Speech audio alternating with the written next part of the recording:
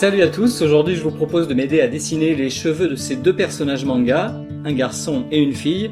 Alors j'utilise mon matériel habituel, crayon, gomme ou gomme crayon, et je rajoute cette fois-ci un outil indispensable, un crayon de couleur. Alors d'habitude je prends un crayon bleu, mais pour la vidéo je vais utiliser ce crayon rouge qui se voit mieux à l'écran.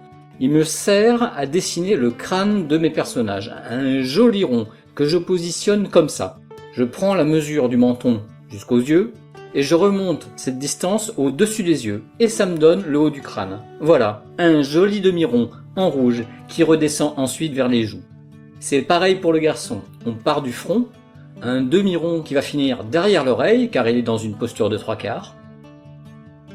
Et il y a autre chose à faire en rouge, le point, la zone d'où vont partir tous les cheveux. Au milieu pour la fille, un peu derrière pour le garçon. À partir de ce point rouge, je vais esquisser quelques lignes arrondies qui me serviront à poser mes cheveux. C'est ce que je fais maintenant avec la frange. Je suis mon trait rouge avec mon crayon gris et je m'arrête avant de toucher le rond rouge.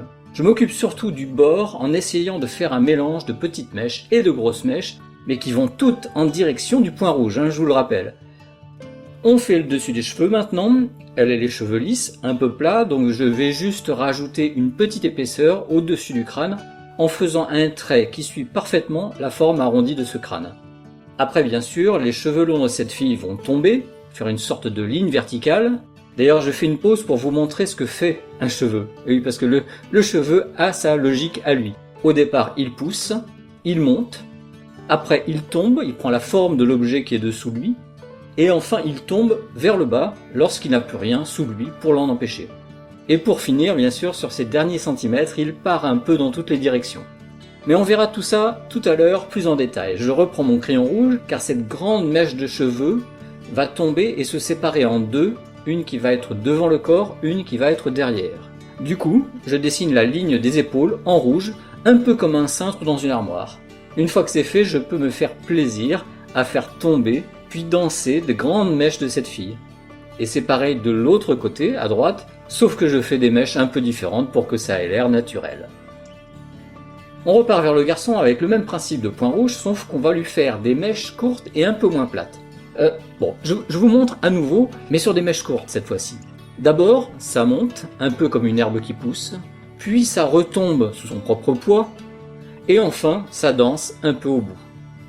Je fais ça des deux côtés, et voilà une mèche de cheveux plutôt crédible. Après, il n'y a plus qu'à en faire plein de formes un peu variées et qui partent toutes plus ou moins du même point de départ.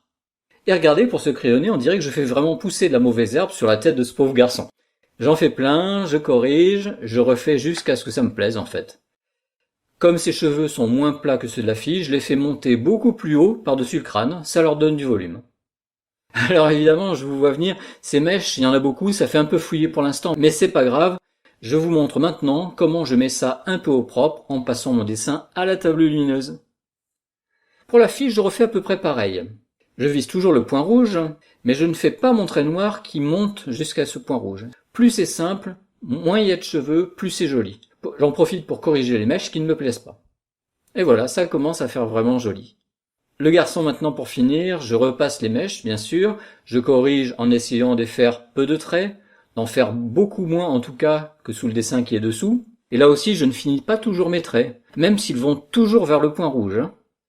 Voilà, pour l'arrière du crâne, je trace juste un trait de contour, comme une ombre chinoise en repassant par-dessus les mèches. Et voilà le résultat. Alors j'espère que ça vous a plu, dites-moi en commentaire si cette méthode vous a aidé. Je ferai une vidéo plus détaillée sur les cheveux à la rentrée, mais en attendant, je vous invite à liker et à partager abondamment celle-ci. Rappelez-vous, Je Progresse en Dessin est aussi sur Instagram. J'espère vous y retrouver très vite et en attendant, n'hésitez pas à checker toutes les vidéos de cette chaîne. Moi je vous retrouve très vite, à bientôt sur la chaîne Je Progresse en Dessin. Ciao!